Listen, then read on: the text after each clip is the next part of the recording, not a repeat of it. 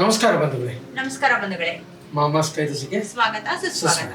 ಈ ದಿವಸ ನಾವು ನಮ್ಮ ಮಾಮಾಸ್ ಕೈರುಚಿಯ ವೀಕ್ಷಕರಿಗೆ ಒಂದು ಹೊಸ ಹಳೆಯ ತಿಂಡಿ, ನಮಗೆ ಅವ್ರಿಗಾದ ಹೊಸ ತಿಂಡಿ. ಇದು ಒಂದು ಶ್ರೀ ವೈಷ್ಣವ ಅಡುಗೆ ತಿಂಡಿ, ಸಿಹಿ ತಿಂಡಿ.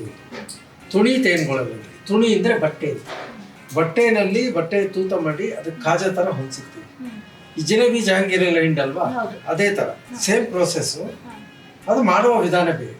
ಓಕೆ, ಈಗ ಅದನ್ನು ಮಾಡೋದು ಹೇಗೆ ಅಂತ. ತುಣಿ ತೆಂಗುಳಲಿಗೆ ಬೇಕಾಗಿರುವಂತಹ ಸಾಮಗ್ರಿಗಳು: ನೆನೆಸಿರುವಂತಹ ಉದ್ದಿನಬೇಳೆ,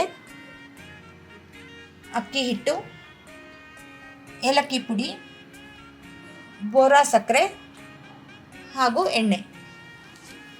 ಇಲ್ಲಿ ಎಣ್ಣೆ ಇಟ್ಕೊಂಡಿದ್ದೀವಿ. ಇನ್ನು ಸ್ವಲ್ಪ ಎಣ್ಣೆ ಹಾಕಿ ಸ್ಟವ್ ಹಚ್ತೀನಿ.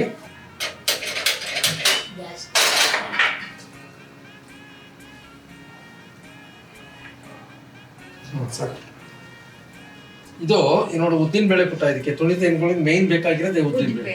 ಇದನ್ನ 2 ರಿಂದ 3 ಗಂಟೆ ಕಾಲ ತೊಳೆದು, ಫಸ್ಟ್ ಟೈಮ್ 3 ಸಲ ತೊಳೆದು ಬಿಡಬೇಕು. ಮರ್ತ ಬಿಟ್ರೆ ಅದು ಚೆನ್ನಾಗಿರಲ್ಲ. ಪೌಡ್ರ್ ಹಾಕಿರ್ತಾರೆ. 3 ಸಲ ಅಥವಾ 4 ಸಲ ಇಡ್ಲಿಗೆ ಹೇಗೆ ತೊಳ್ಕೊತೀವೋ ಅದೇ ರೀತಿ ತೊಳೆದು ನೆನೆಸಿಟ್ಕೊಂಡು ಸೋರ್ ಹಾಕೊಂಡು ಬಂದಿದ್ದೀವಿ. ಅದಕ್ಕೆ ಬೇಕಾದ್ದು ಬೈಂಡಿಂಗಿಗೋಸ್ಕರ ಮತ್ತೆ ಕ್ರಿಸ್ಪಿನೆಸ್ ಕೊಡೋದಕ್ಕೋಸ್ಕರ ಸ್ವಲ್ಪ ಅಕ್ಕಿ, ಅದು ಬೋರಾ ಸಕ್ಕರೆ ಮೇಲ್ಗಡೆ ಉದುರಿಸೋದಕ್ಕೋಸ್ಕರ. ಇದನ್ನ ಈಗ ರುಬ್ಬಿಸ್ಕೊಂಡ್ಬಂದ್ಬಿಡೋಣ. ಈಗ ಹೇಗಿರ್ಬೇಕು ಅಂದ್ರೆ ಹದ ಇಡ್ಲಿ ಹಿಟ್ಟಿನ ಹದ್ದದಲ್ಲಿ, ದೋಸೆ ಹಿಟ್ಟು ಥರ ತೆಳುವಾಗಬಾರ್ದು. ನಾವು ಹಿಂಡಿದ್ರೆ ಅಷ್ಟು ಗಟ್ಟಿ ಬೇಡ, ಅದಕ್ಕಿಂತ ಸ್ವಲ್ಪ ತೆಳು.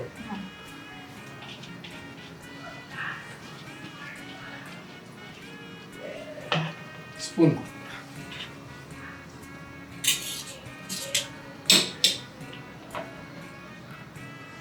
1 2 3 ಸ್ಪೂನ್ ಸಾಕು. ಉದ್ದಿನಬೇಳೆ ಎಷ್ಟು ತಗೊಂಡಿದ್ವಿ ಇವಾಗ? ಉದ್ದಿನಬೇಳೆ ನಾವು 1 ಪಾವ್ ತಗೊಂಡಿದ್ದೀವಿ. 1 ಪಾವ್ನಲ್ಲಿ 25 ತುಣಿ ತೆಗೆದು ಆ ಸ್ಪೂನ್ ತೆಗೆದುಬಿಡು. ಸೌಟ್ ಕೊಡ್ತೀನಿ ನಾನು.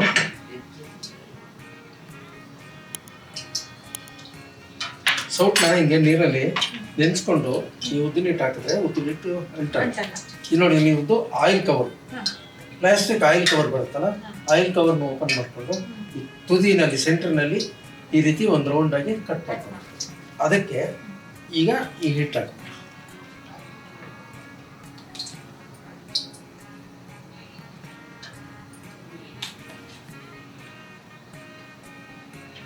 ಸಾಕು.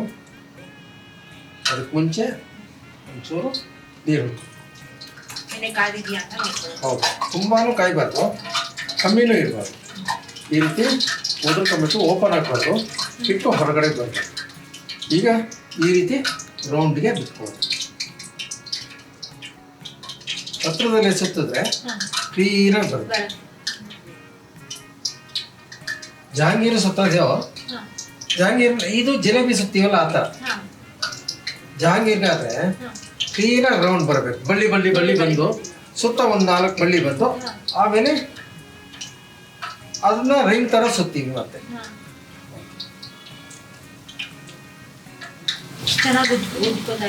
ಹೌದು, ಊದ್ಬೇಕು.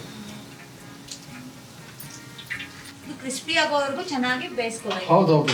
ಆದ್ರೆ ಇದೇನು ಅಂದ್ರೆ ಉದ್ದಿನ ವಡೆಗೆ ನಾವು ಹೇಗೆ ಉಪಯೋಗಿಸ್ತೀವೋ ಅದಕ್ಕೆ ಸ್ವಲ್ಪ ಮೆಣಸು ಇದೆಲ್ಲ ಹಾಕಿರ್ತೀವಿ. ಖಂಡಿತ ಮೆಣಸು, ಹಸಿರು ಮೆಣಸಿನಕಾಯಿ, ಆಮೇಲೆ ಕೊತ್ತಂಬರಿ ಸೊಪ್ಪು, ಹೌದು. ಆದ್ರೆ ಇದಕ್ಕೆಲ್ಲ ಸಣ್ಣಗೆ ಹೆಚ್ಚಿರೋ ಕಾಯಿ ಚೂರು ಎಲ್ಲ ಹಾಕಿರ್ತೀವಿ. ಇದಕ್ಕೇನು ಇಲ್ಲ. ಆದ್ರೆ ಇದನ್ನ ಒಂದ್ ಬಟ್ಟೆಗೆ ಒಂದ್ ಸಣ್ಣ ತೂತ್ ಮಾಡ್ಕೊಂಡು ಅದ್ರಲ್ಲಿ ಬಿಡ್ತಾ ಹೋಗ್ಬೇಕು. ಬಟ್ಟೆಗೆ ತೂತ್ ಮಾಡಿದ್ರೆ ಬರಲ್ಲ, ಯಾಕೆಂದ್ರೆ ಬಟ್ಟೆದು ನೂಲು ಬರುತ್ತಲ್ಲ ಹೊರಗಡೆಗೆ, ಅದಾಗಲ್ಲ.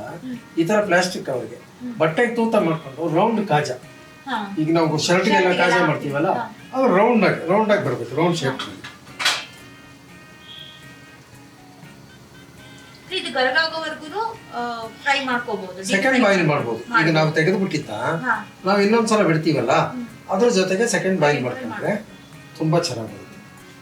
ಅಲ್ಲ, ಕೆಲವರಿಗೆ ಸ್ವಲ್ಪ ಮೆತ್ತಗಿರೋದೇ ಇಷ್ಟಪಡ್ತಾರೆ. ಇಲ್ಲ, ಖಂಡಿತ ಇದು ಮೆತ್ತಗಿದ್ರೆ ನೀವು ತಿನ್ನಕ್ಕೆ ಆಗಲ್ಲ, ಹಸ್ಸಲಾಗುತ್ತೆ. ಕಚ್ಚ ಕಚ್ಚ ಕಚ್ಚ ಅನ್ನತ್ತೆ, ಒಂಥರ ರಬ್ಬರ್ ಅಗ್ದಂಗ ಆಗುತ್ತೆ. ನನಗೂ ಇದು ಹೊಸ ತಿಂಡಿನೇ, ಅದಕ್ಕೋಸ್ಕರ ಕೇಳ್ತಾ ಇರೋದು. ಹೌದು, ರಬ್ಬರ್ ಅಗ್ದಂಗ ಆಗುತ್ತೆ. ಇದು ಕ್ರಿಸ್ಪಿನೇ, ಫುಲ್ಲಿ ಕ್ರಿಸ್ಪಿನೇ ಆಗುತ್ತೆ. ಓಕೆ,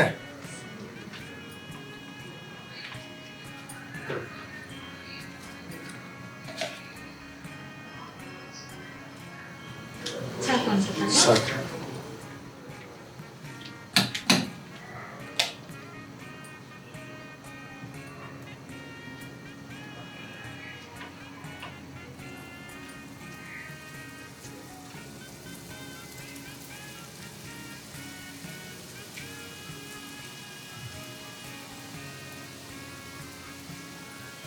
ಇದ್ರಲ್ಲಿ ಇವಾಗ ನಾವು ಸುತ್ತಾ ಇದೀರಲ್ವಾ ನೀವು, ಹೌದು. ಅದು 3 ರೌಂಡ್ ಆಗ್ಬೇಕು 4 ರೌಂಡ್ ಆಗ್ಬೇಕು ಆತರ ಏನಾದ್ರೂ ಇದೆಯಾ? ಏನ್ ಆತರ ನಿಮ್ಗೆ ಇಷ್ಟ ಬಂದಷ್ಟು. ನಿಮ್ಗೆ ದೊಡ್ಡದಾಗ್ಬೇಕು ಅಂದ್ರೆ ದೊಡ್ಡದಾಗ್ ಮಾಡ್ಕೋಬಹುದು, ಚಿಕ್ಕದಾಗ್ಬೇಕು ಅಂದ್ರೆ ಚಿಕ್ಕದಾಗ್.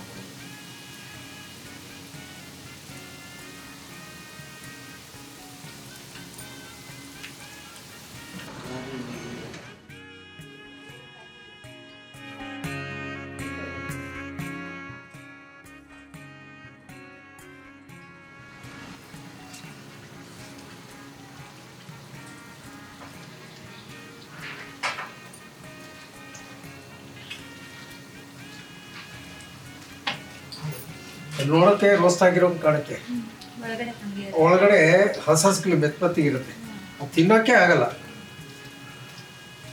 ಎಷ್ಟು ಕ್ರಿಸ್ಪಿ ಆಗಿ ಬರುತ್ತೆ ಅಷ್ಟು ಚೆನ್ನಾಗಿರುತ್ತೆ.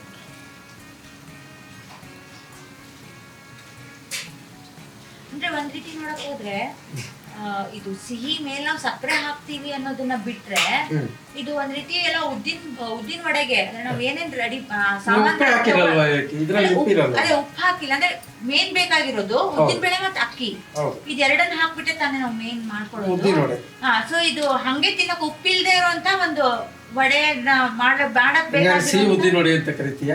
ಇಲ್ಲ ಹಂಗಲ್ಲ, ಯಾಕಂದ್ರೆ ಹಂಗ ಹೇಳಿದ್ರೆ ಏನಾಗತ್ತೆ ಅಂದ್ರೆ ಅದು ಅದಕ್ ಈಗ ತುಣಿ ತೆಂಗಳಲು ಅಂತ ಬಂದಿರೋಂತ ಒಂದು ಟ್ರೆಡಿಷನಲ್ ಆಗಿರೋ ಹೆಸರು ಬಟ್ಟೆನಲ್ಲಿ ಹಿಂಡುವ ತೇನ್ಗೊಳಲ್ ತುಣಿ ತೇನ್ಗೊಳಲ್. ಅಲ್ಲ ಅದೇ ಆ ಹೆಸರಿಗೆ ನಾವು ಅವಮಾನ ಮಾಡ್ದಂಗ ಆಗತ್ತೆ.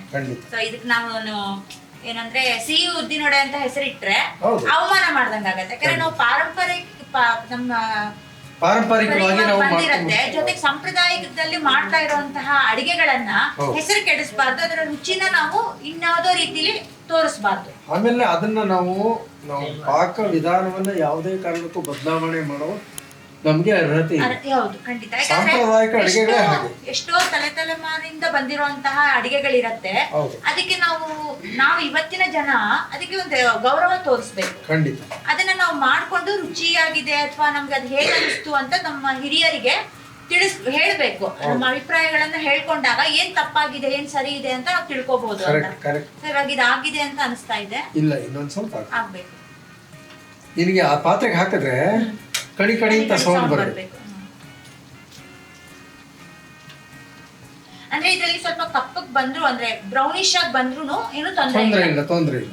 ಬ್ರೌನಿಶ್ ಬರ್ಬೇಕು, ಸ್ವಲ್ಪ ಬಣ್ಣ ಇನ್ನೂ ಬರ್ಬೇಕದು. ನೋಡು ಬಣ್ಣ ಹ್ಯಾಕ್ ಚೇಂಜ್ ಆಗ್ತಾ ಇದೆ, ತುಂಬಾ ಟ್ರಾನ್ಸ್ಪರೆಂಟ್ ಆಗೋ ಕಾಣ್ತಾ ಇದೆ. ಆಮೇಲೆ ಈ ನೊರೆ ನಿಲ್ಬೇಕು. ಈ ನೊರೆ ನಿಂತಿದೆ, ಈ ಹಂತದಲ್ಲಿ ತೆಗೆದ್ಬಿಡಿ. ಎಣ್ಣೆ ಜಾಸ್ತಿ ಕುಡಿಯಲ್ಲ ಇದು.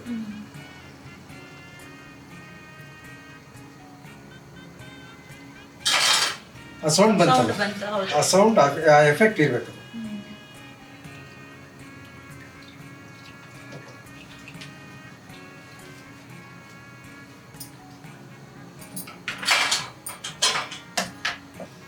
ಈಗ ಬೋರ ಸಕ್ಕರೆ ಇದೆ, ಬೋರ ಸಕ್ಕರೆ ಇಲ್ಲ ಅಂದ್ರೆ ಸಕ್ಕರೆ ಪುಡಿ ಮಾಡ್ಕೋಬಹುದು.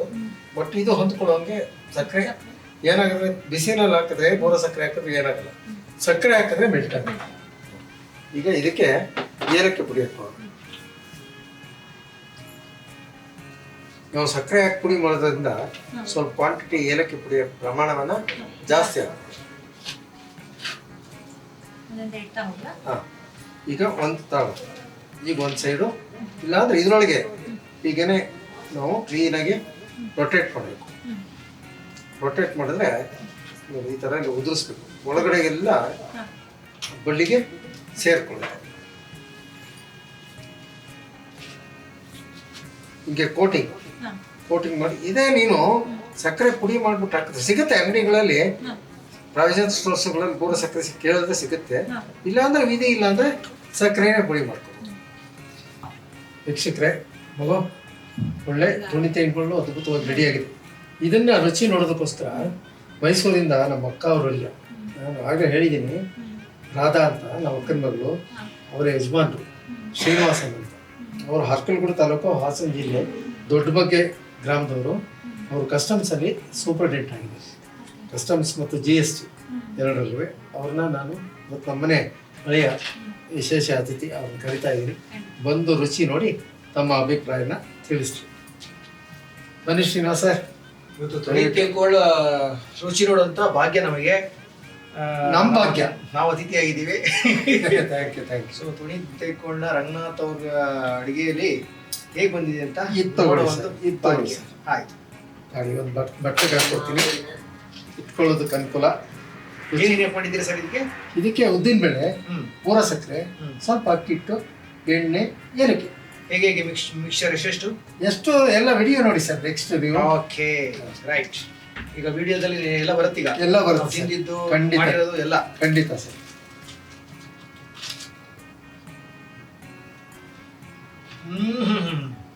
ಶ್ರೀಕೃಷ್ಣ ಸ್ಟೈಲ್ ಹೇಳ್ಬೇಕು ಅಂದ್ರೆ ಅಂತ ಹೇಳ್ಬೇಕು. Thank you. ಬಹಳ ಅದ್ಭುತವಾಗಿದೆ ಸರ್. ಇದೇ ತರ ನಮ್ಮ ಪ್ರಮೋದ್ ಅಂತ, GK ಪ್ರಮೋದ್ ಅಂತ, ಓಕೆ ಅಯ್ಯಂಗಾರ್ಸ್ ಏನದು ಈ ಇಟ್ಟಿದ್ದಾರೆ ಅವಳು ಬಹಳ ಚೆನ್ನಾಗಿ ಎಲೆಕ್ಟ್ರಾನಿಕ್ಸ್ ಓಕೆ ಓಕೆ. ನಮ್ಮ ಗುರುನವರು ಗೊತ್ತು ನನಗೆ, ಅವರು ಬಹಳ ಚೆನ್ನಾಗಿ ಮಾಡ್ತಾರೆ ಅಡಿಗೆಗಳನ್ನ. ನಿಮಗೆ ಕೊಟ್ಟಿದ್ರು ಓ ವೆರಿ ಗುಡ್. ಕೆಲವು ಐಟಮ್ಸ್ ಬೇಕರಿದು, ಇದು ಬಹಳ ಚೆನ್ನಾಗಿ ಬಂದಿದೆ. Thank you sir. ನಾನು ಈ ತರ ಟೇಸ್ಟ್ ಯಾವತ್ತು ತಮಾಷೆಗಲ್ಲ, ಹಾಂ, ಹೊಗಳೋದಕ್ಕಲ್ಲ, ಬಹಳ ರುಚಿಯಾಗಿ ಬಂದಿದೆ. Thank you. ಬಹುಶಃ ನಾ ಈ ಐಟಮ್ ತಿಂದಿಲ್ಲ ಅನ್ಸುತ್ತೆ. ಇಲ್ಲ ಹಳ್ಳಿ ಕಡೆ ತಿಂದಿರ್ತೀರ, ರಥೋತ್ಸವಾದಿಗಳಲ್ಲಿ ಮಾಡ್ತಾರೆ. ಬಟ್ ಅದು ಈ ತರ ಬರಲ್ಲ. ಇದು ಬಹಳ ರುಚಿಯಾಗಿದೆ, ಗರ್ಗರಿಯಾಗಿದೆ, ಥ್ಯಾಂಕ್ ಯು. ಚೆನ್ನಾಗಿ ಬಂದಿದೆ, ಕ್ರಿಸ್ಪಿ ಆಗಿದೆ. ಬಂದಿದ್ದಕ್ಕೆ, ನಮ್ಮ ಕೋರಿಕೆ ನಮಗೆ ಮನಸ್ಸು ಬಂದಿದ್ದಕ್ಕೆ ನಿಮಗೆ ನಮ್ಮ ಮಾಮಾಸ್ ಕೈ ರುಚಿಯಿಂದ ಅನಂತ ಧನ್ಯವಾದಗಳು. Thank you sir. Right sir. ಬಂಧುಗಳೇ, ಈ ದಿವಸ ನಾವು ತೋರಿಸಿರ್ತಕ್ಕಂಥ ಈ ತುಣಿ ತೆಂಗುಗಳನ್ನ ನೀವು ನೋಡಿದ್ದೀರಾ. ಅದೇ ರೀತಿ ನೀವು ಖಂಡಿತ ಮನೆಯಲ್ಲಿ ಮಾಡ್ಕೊಳ್ತೀನಿ ಅಂತ. ಇದೇ ರೀತಿ ಹೊಟ್ಟೆನಲ್ಲಿ ಹಿಂಡಿದ್ದಿದ್ದು ನಾವು ತೆಳುವಾಗಿ ಕಲ್ಸ್ಕೊಳ್ಳಿ, ಬೆಣ್ಣೆ ಸಾಟಿ ಕೊಟ್ಟು ಅಥವಾ ಬಿಸಿ ಎಣ್ಣೆನ ಸಾಟಿ ಕೊಟ್ಟು ತೇನ್ಗೋಳಲ್ ಅಂತ ಮಾಡ್ತೀವಿ. ನಾನು ತೋರಿಸಿದ್ದೀನಿ ಹಿಂದೆ ಈ ವಿಡಿಯೋದಲ್ಲಿ. ತೇನ್ಗೋಳಲ್ ಅಂತ, ಪಾಲ್ ತೇನ್ಗೋಳಲ್ ಅಂತ, ಹಾಲಿನ ಕಾಯಿ ಹಾಲು ಹಾಕಿ ತೇನ್ಗೋಳನ ಹಿಟ್ಟನ್ನು ಕಲಸಿ ನಾವು ತೇನ್ಗೋಳನ್ನು ತೋರಿಸಿದ್ದೀವಿ. ಇದು ತುಣಿ ತೇನ್ಗೋಳು ಸ್ವೀಟ್. ಇದು ಜನರಿಗೆ, ನಮ್ಮ ವೀಕ್ಷಕ ಬಂದವರಿಗೆ ಇಷ್ಟ ಆಗುತ್ತೆ. ಖಂಡಿತ ಅವ್ರ ಮನೇಲಿ ಮಾಡ್ಕೊಂಡು ತಿನ್ಬೋದು. ಈ ತುಣಿ ತೆಂಗಳಲ್ಲಿ ಅಂತ ಏನ್ ಮಾಡಿದೀವೋ ಇದು ಸ್ವೀಟ್ ಐಟಮ್. ಇದು ನಾವು ಪ್ರತಿಯೊಬ್ರು ಮನೇಲಿ ಮಾಡಿ ನೋಡಿ. ಈ ವಿಡಿಯೋ ನಿಮ್ಗೆ ಲೈಕ್ ಆಗಿದೆ ಅಂತ ಅನ್ಕೋತೀನಿ. ಈ ವಿಡಿಯೋಗೆ ಲೈಕ್ ಮಾಡಿ, ನಮ್ಮ ಮಾಮಾಸ್ ಕೈ ರುಚಿ ಚಾನೆಲ್ನ ಸಬ್ಸ್ಕ್ರೈಬ್ ಮಾಡ್ಕೊಳ್ಳಿ. ಹಾಗೆ ಈ ವಿಡಿಯೋ ನಿಮ್ಗೆ ಇಷ್ಟ ಆಗಿದೆ ಅನ್ಕೊಂಡು ಎಲ್ಲ ನಿಮ್ಮ ಸ್ನೇಹಿತರಿಗೆ, ನಿಮ್ಮ ರಿಲೇಟಿವ್ಸ್ಗೆ ಎಲ್ರಿಗೂ ಇದನ್ನ ಶೇರ್ ಮಾಡಿ.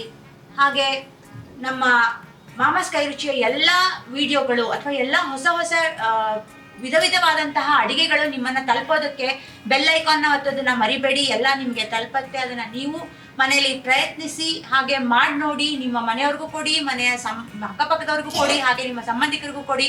ಅದು ಹೇಗೆ ಬಂತು, ಅದರ ರುಚಿ ಹೇಗಿತ್ತು, ನೀವು ಮಾಡಿದಾಗ ನಿಮ್ಮ ಅನುಭವಗಳನ್ನ ನಮ್ಮ ಜೊತೆ ಹಂಚಿಕೊಡಿ. ಹಾಗೆ ನಾವು ಮುಂದಿನ ವಿಡಿಯೋ ಜೊತೆಗೆ ನಿಮ್ಮನ್ನ ಮತ್ತೆ ಸಂಧಿಸ್ತೀವಿ. ಅಲ್ಲಿವರೆಗೂ ನಮಸ್ಕಾರಗಳು. ನಮಸ್ಕಾರ ಬಂಧು.